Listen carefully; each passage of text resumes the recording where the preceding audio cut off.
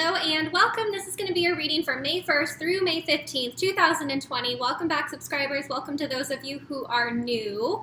I so appreciate your guys' likes, subscribes, and comments. It amazes me how active you guys are on the channel and how much it's grown. So just thank you from the bottom of my heart for being here. For those of you who don't know, I am a master energy therapist and I specialize in distance energy healing and therapy. So it doesn't matter where you live. I have clients all around the globe at this point, which is really amazing. The link is below with all the information on the distance energy healing and therapy that I do.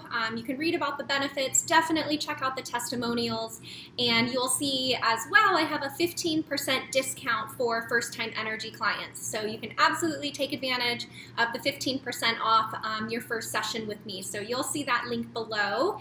And yeah, like I said, all the info is there. We're going to get straight into the readings. We're building to the full moon in Scorpio, which will be on May 7th. So that's it. We'll get into the readings.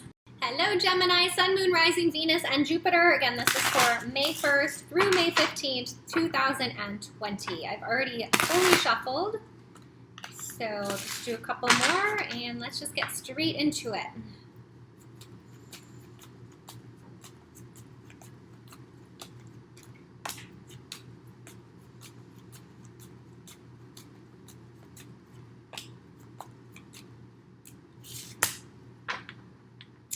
Okay, Gemini, first card out we've got is Six of Pentacles.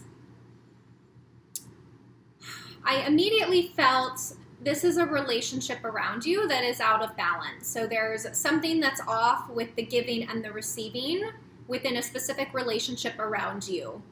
Could be love, could be business, could be a friendship, whatever resonates with you. But somebody is the giver and somebody is the taker here. And, you know, with the scales, you want your relationships to be balanced with giving and taking. That's what makes healthy relationships, is having those healthy boundaries as well. So if you've been aware of this, I do feel that you have maybe become aware, or you're recognizing this pattern or this within a specific person. And you've recognized it and you're starting to think about it. Like, why am I doing this? Or why is this person doing this? Like, why am I in this situation? So I do feel you're already aware of it. And I feel from that awareness is going to really come the clarity. You've got Ace of Swords here. This really brings brutally honest communication, a fresh start, healthy boundaries. You notice the crown up here, being treated the way you deserved, or treating somebody else the way they deserve to be treated. And that Ace of Swords came out here with the Queen of Wands. So you could be dealing with a fire sign or somebody that just has a lot of inspiration and passion for life. But I feel whatever this imbalance was, you're going to want to make things right.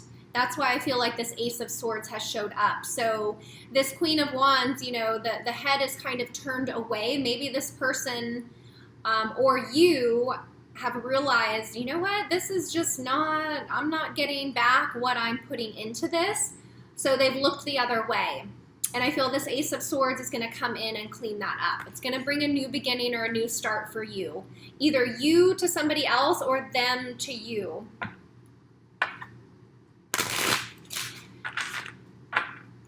Let me see what else I've got here for you.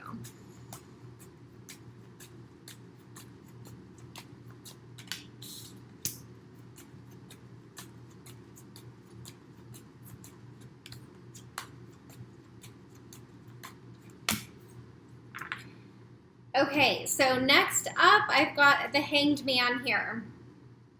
So I feel like you may have this conversation, you may have this realization around this relationship with this person.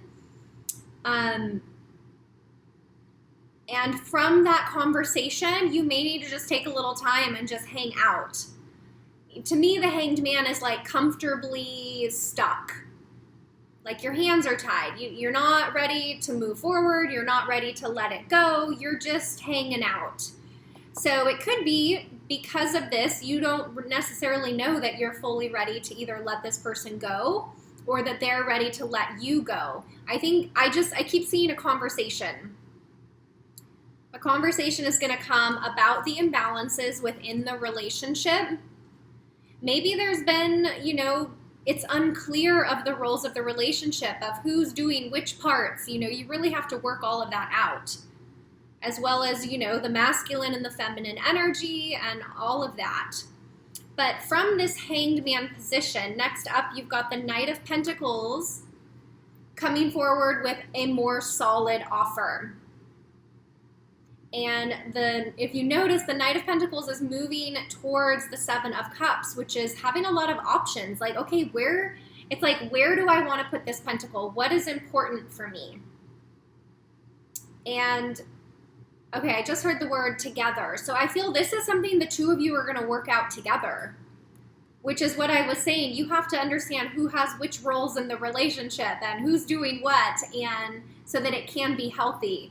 So I feel with this Knight of Pentacles and this new offer that is going to come from this conversation that the Ace of Swords is bringing in, you guys are going to get really clear, you and your partner, or whoever you're dealing with, you're going to get clear here with what's important, what's real, what's not, what do you want, what do they want, how can you meet in the middle? I just feel you're going to face things.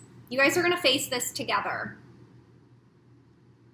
And I think you're going to realize that because neither of you were really ready to fully let it go. There's been an imbalance, but not enough to have one of you fully walk away, which is positive. I mean, the fact that you want to work on this together is really beautiful. I think if more people put effort into working on the challenges, there would be, less relationships that just end up ending, and people just move from one person to the next thinking that a different person will fix the issue. But that's not how it works. You've got to work, it's you and your partner versus the problem.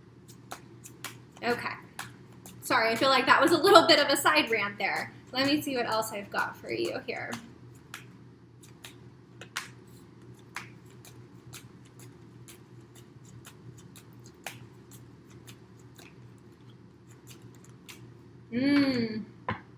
Okay, so the two of you are going to want to work on this together, or at least really talk about this.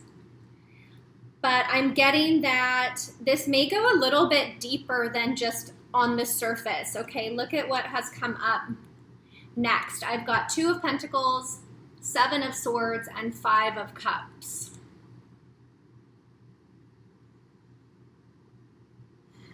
It's almost like some of the loss and some of the disappointment or some of the unsureness around this partner is coming from like past issues. Because I feel with these 2 cups back here, like the connection is still there. The connection is still there for you two, but you've got to work through it. And with the 7 of Swords, there needs to be brutal honesty here. So Gemini, are you being fully honest about what you want? And is your partner being fully honest about what is important to them? Because it could be you have this conversation, you want to work through this together, but you could realize that the wants and needs of one another are just, maybe you're not able to meet that. So I guess I'm seeing that this is, you guys are working through something. I don't know if you will necessarily get to a decision. I'm not really feeling that yet. Let me clarify here. Because the Knight of Pentacles is in the center of the reading. Okay, so that is a solid, stable offer, but it's kind of surrounded by a bit of unstableness, a little bit of confusion. So you've just got to get through that confusion.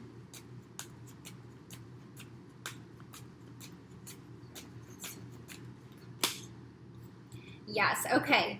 I've got the Hermit here clarifying the 7 of Cups. There's a lesson here for either you or this person that you're dealing with around just choosing, like just making a decision and choosing what's important instead of keeping all these options open, because that can really drain your energy and it can really just be, more difficult to decide. I think that's where this brutal honesty needs to come in here. With the 7 of Swords.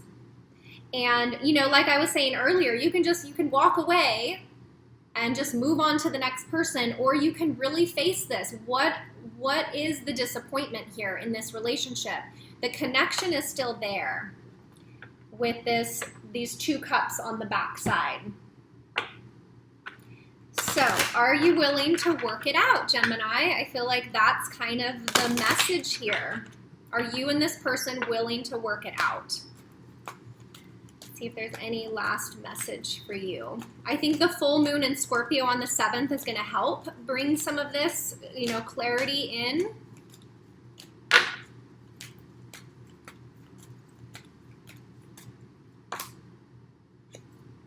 Okay, last message for you, self-acceptance. So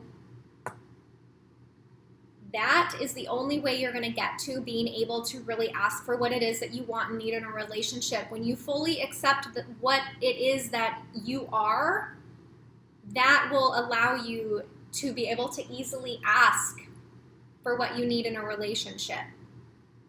Otherwise, it's easy to just stay here in the confusion. So the self-acceptance, Gemini, I feel like, where can you be more self-accepting with what it is that you want and need when it comes to love?